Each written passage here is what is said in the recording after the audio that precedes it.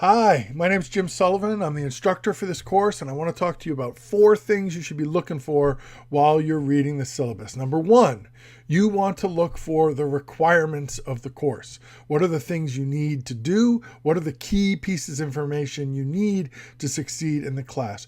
Number 2, I want you to use the syllabus as a tool to understand the purpose of this class. Why does the college offer this class? What skills are we hoping that you'll develop in the class? Number 3, I'd like you to think about the syllabus as a place where you can learn success strategies, how you can do better in the class, how you can take advantage of this class to maximize your learning experience. And number 4, I want you to think about the syllabus as a tool for helping you to make connections, making connections to me, your professor, making connections to your classmates, there's more than one, and making connections to the college beyond that.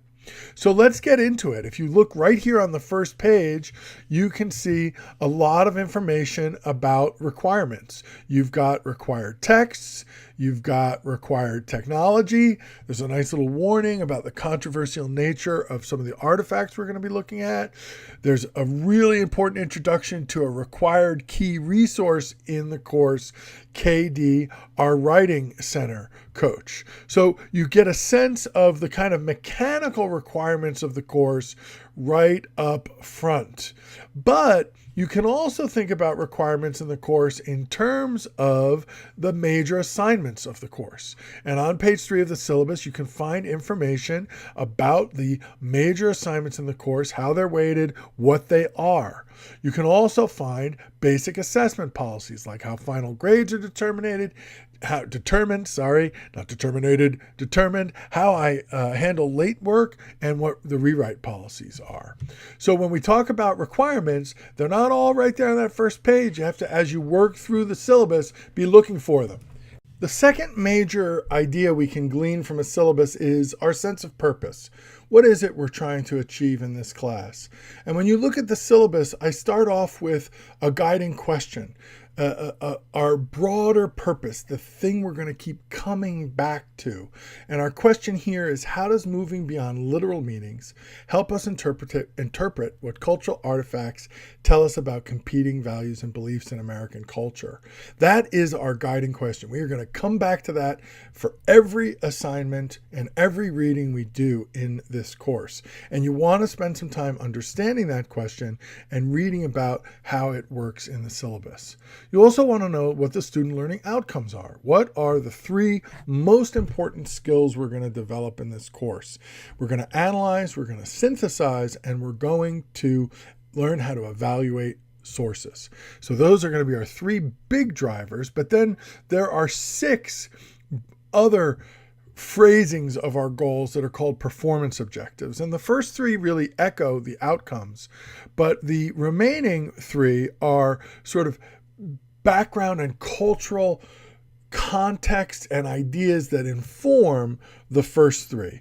In other words, to do the first 3 well, you need objectives 4, 5, and 6 under your belt. And I'll constantly be working to remind you as we work on the course how we want to approach those skills and what the relationship is between the assignments we're doing and those skills. The third way you want to think about a syllabus is, what are some success strategies that you can learn from a syllabus that can enhance your ability to succeed in the course? And you will notice on page 3 of the syllabus, I've got a section called How You'll Learn in This Class. And the first part of it works through strategies for working online. And it talks about the structure of the course, how things are going to work, how due dates work, how to manage the time, how to communicate, how to use the technology, the dangers of working ahead. There's a lot of ideas there. There's also later in the syllabus a tool that I think really will help you, and it's a section in the syllabus called Connecting with Texts. And in the section on connecting with texts, it talks about how to annotate them, how to mark them, how to take notes on them. And then it also talks about cultural themes and tensions that we're going to be looking at in the class, and provides a link to a really important document in the course that we will return to over and over again, which is a list of some of the tensions we'll be working on during the semester. Another student success tool embedded in the syllabus is the schematic course calendar. It introduces you to the kinds of assignments we'll be doing in the class, and then it provides a schematic overview of the kind of work we're going to be doing. This is useful in terms of you planning your whole semester. When will the big projects in this course be due? What are the important deadlines in the class? What's the course going to look like as a whole? What kind of topics are we going to be studying? What kind of writing are we going to be doing? Taking some time to study that will help you succeed in the course in important ways. However, this calendar is not what you're going to use on a day-to-day basis in the class. Instead, you'll be using tools in Canvas that detail for you every specific assignment due for every specific date. If you try to use this broad calendar to organize yourself inside Canvas and do all the work in Canvas, you will quickly be lost. But if you use this calendar as an overview and use the details in Canvas for structuring your work for each deadline, you'll be in a really good place. Finally, I want to end with the idea of thinking of the syllabus as a vehicle for making connections. And I already talked about the importance of making connections with the text and artifacts we're going to study, but I also in the syllabus talk about other kinds of connections. One of those is connecting with me. And I'm very accessible, and there's a lot of information about how to get a hold of me during the semester. I also want to encourage you to connect with your classmates. Get to know some people in this digital space. That often doesn't happen online, but I think it's a mistake. In my experience, the students who connect with other folks in the class are the students who do well in the class. So I want to encourage you to do that, and I offer some strategies and advice for how that can work. Also, I want to encourage you to connect with the college.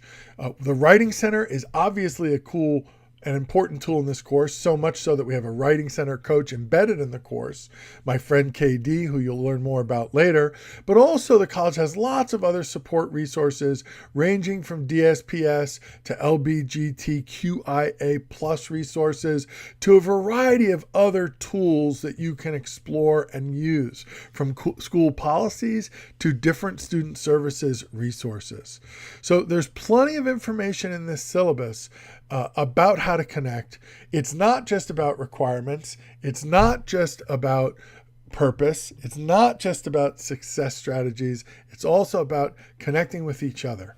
And that's an important metaphor for this course, because in many ways, what humanities is about, and particularly American studies is about, is connecting with the world around us, connecting with America's cultures through their art, and through their philosophy, and through their religion, and their music, and their literature.